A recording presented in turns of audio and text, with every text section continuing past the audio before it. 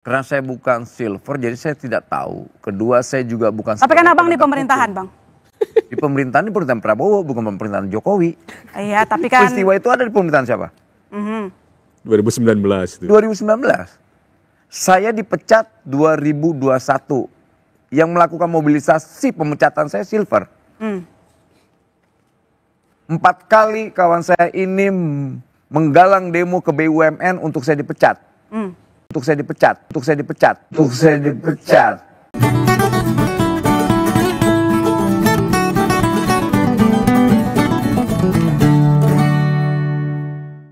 Akhirnya kita tahu sendiri Ika sekarang ini para organ relawan Jokowi pada kehilangan induk semangnya. Mungkin kalau tiap ketua atau kumindan relawan disuruh bicara tentang situasi politik, mereka bakal saling menjatuhkan sendiri.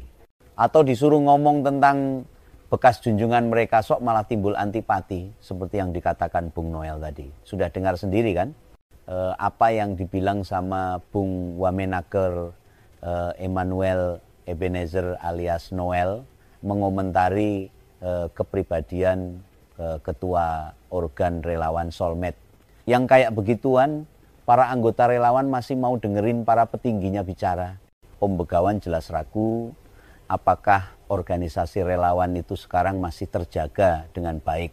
Mungkin yang masih ada kenangannya saja. Dari mulai mau pilpres sampai sekarang, yang namanya kongres, munas, musra, ya jadi cerita masa lalu. Mereka wis beneran tidak bermanfaat. Sehingga tak lagi diminta ngumpul ngorganisir diri atau mbok opo lah. Bahkan rencana terakhir yang mau bareng-bareng ke IKN atau perpisahan sama Pak Jokowi tidak ketahuan jeluntrungnya. Malah kabarnya ada kemungkinan organ relawan bakal jadi partai wis menguap tak tersisa. Jangankan acara-acara relawan, Pak Jokowi sedikit pun setelah lengser nggak nyebut satu pun kata relawan.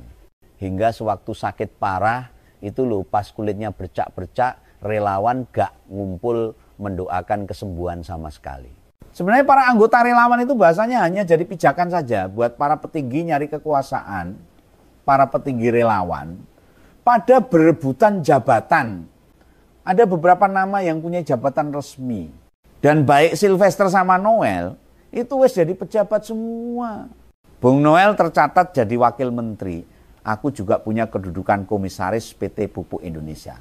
Sedangkan si Bung Sylvester yang lagi gak berani muncul ke publik adalah komisaris ID Food.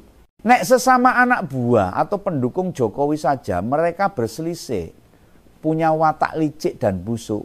Pertanyaan yang mesti Om Begawan ajukan adalah, kira-kira mereka mikirin membenahi negara bangsa ini enggak? Ya minimal kalau belum bisa membenahi, berkontribusi dengan baik, apakah mereka bisa bekerja dengan baik? Enggak. Korupsi misalnya, aktif mengawasi kinerja BUMN, rutin ngasih input membenahi manajemen. Dengan melihat pola Sylvester yang kabur dari vonis di pengadilan, ditambahi omongan Noel yang secara tidak langsung menjatuhkan citra Jokowi, orang yang dulu dia dukung. Apakah layak kita masih punya pandangan positif ke Pak Jokowi? Lah yang kayak gini aja dibiarin loh. Tidak disikapi tegas sama Pak Jokowi, malah disodor-sodorkan ke Pak Prabowo buat dapat jabatan di pemerintahan. Kayak di Indonesia ini kekurangan ahli, terjadi kelangkaan expert buat ditempatkan di pemerintahan maupun komisaris. Pikirkan sajalah, misalnya mantan presiden itu tak menyerahkan daftar apa, mereka bakal jadi pejabat. Yang bikin tambah jengkel, Pak Prabowo ya nurut aja loh perkara kayak ginian. Ini bukan berarti aku iri, belas gak ada minat buat jadi komisaris. Kenapa? Om Begawan tahu diri, tahu posisi, jangan sampai BUMN itu terbebani karena komisarisnya nggak bisa kerja. Dan tadi dengar sendiri tuh Bung Noel cerita gimana. Jelas-jelas dia nyebut, kalau Sylvester dibiarkan, tak dieksekusi sama kejaksaan akibat kelakuannya melanggar hukum. Itu terjadi di zaman Jokowi, bukan era sekarang. Artinya, si ketua organ relawan Prabowo Mania ini wis tidak respect loh sama junjungannya dulu. Meski secara pribadi aku gasrek dengan beberapa kelakuan dia. Omongan soal itu menegaskan Noel tidak lagi dukung Jokowi. Itu pasti. Pengubahan nama organ relawan Jokowi mania ke Prabowo mania itu keputusan yang pas. Alasannya ya jelas berhubung Jokowi wis gak bisa jadi presiden, otomatis tidak ada ikatan dan gak ada manfaatnya. Masih menyematkan nama Jokowi di organ relawan.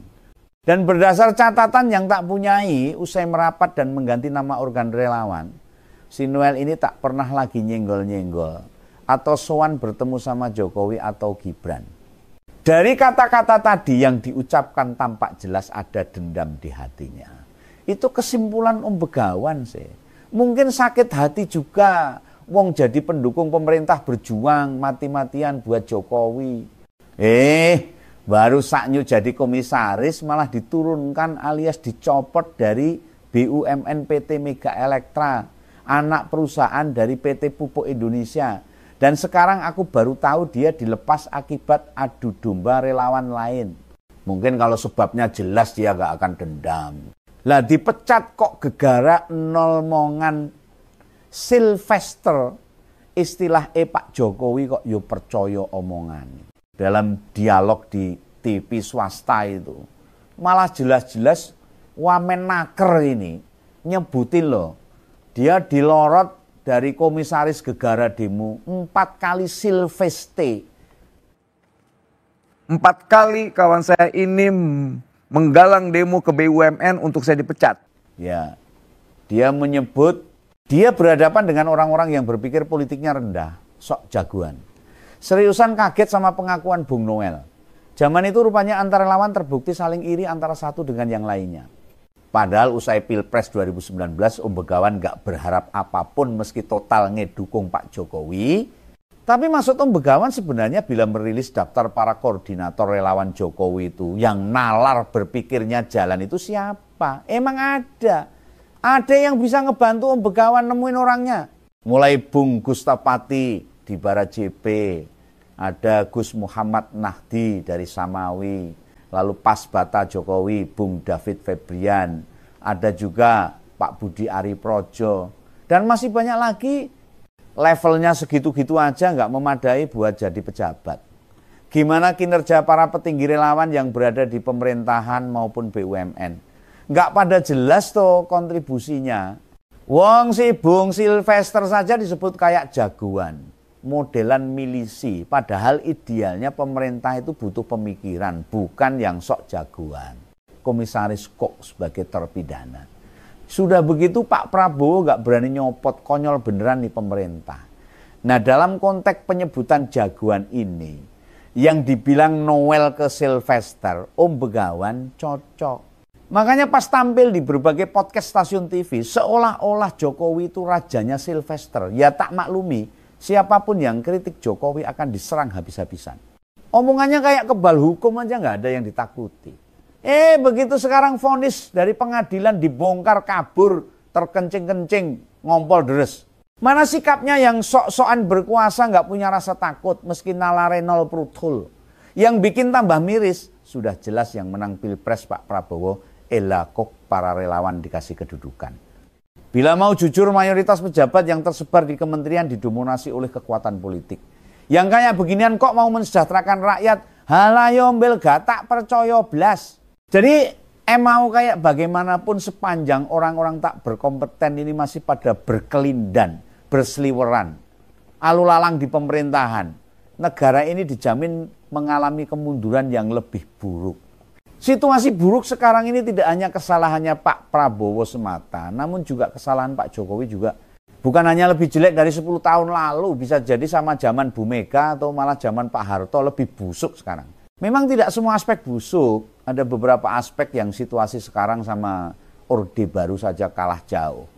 Dan dengan pertarungan antar petinggi relawan, menggambarkan mereka, wes gak diopeni, diabaikan begitu saja sama Pak Jokowi. Harusnya sebagai mantan presiden ke-7 ya kudu tanggung jawab lah. Tapi sekali lagi tak tegaskan, Pak Jokowi merasa diri pribadinya tidak ada kaitan sama para relawan. Walaupun organ relawan menyematkan nama Jokowi. Ya, begini, ini kepribadian orang yang sudah mati rasa, tidak sesungguhnya berpikir atau di akhir masa jabatan masih setia.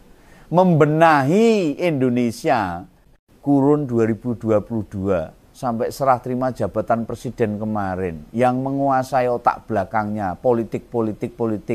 Coba lihat di akhir tahun kemarin di Lebaran bulan Mei. Siapa relawan yang hadir lalu sungkem ke Pak Jokowi? Kayaknya ya hanya Sylvester sama Budi Ari. Yang lain udah nggak kelihatan rimbanya. Neng Budi Ari sendiri sudah mengkonfirmasi, andai ditodong mau ke PSI apa Gerindra, secara meyakinkan dia nyebut ikut perintah Pak Prabowo. Kabeh kie lamis, nggak konsisten, istilah politiknya oportunis. Mereka semua bersikap persis sama junjungan nih. Mereka sudah dilupakan Jokowi, ya genti mereka melupakan Jokowi. Sebenarnya semua sudah pada tahu kalau Pak Jokowi itu beneran makin jadi pribadi yang tidak punya tanggung jawab sosial. Contoh sederhana saat kondisi negara makin merosot, bertambahnya pengangguran, ekonomi makin belangsa, adakah sesuatu yang dia lakukan? Sama sekali tidak ada. Bahkan pada upacara HUT RI, dia masih mau menampakkan diri di Istana Negara. Ternyata orang Solo ini sesungguhnya punya motif kuasa yang besarnya tidak ada yang menandingi. Para pemujanya masih saja ya pada muji-muji. Dan mereka sampai tanggal 20 besok masih ada di IKN. Kelompok itu ngakunya ke IKN sejak tanggal 15 atas biaya sendiri.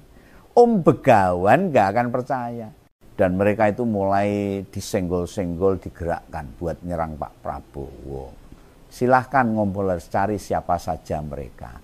Yang pasti ada agenda para YouTuber ketemu dengan Pak Jokowi, bu hari ini atau besok. Oke,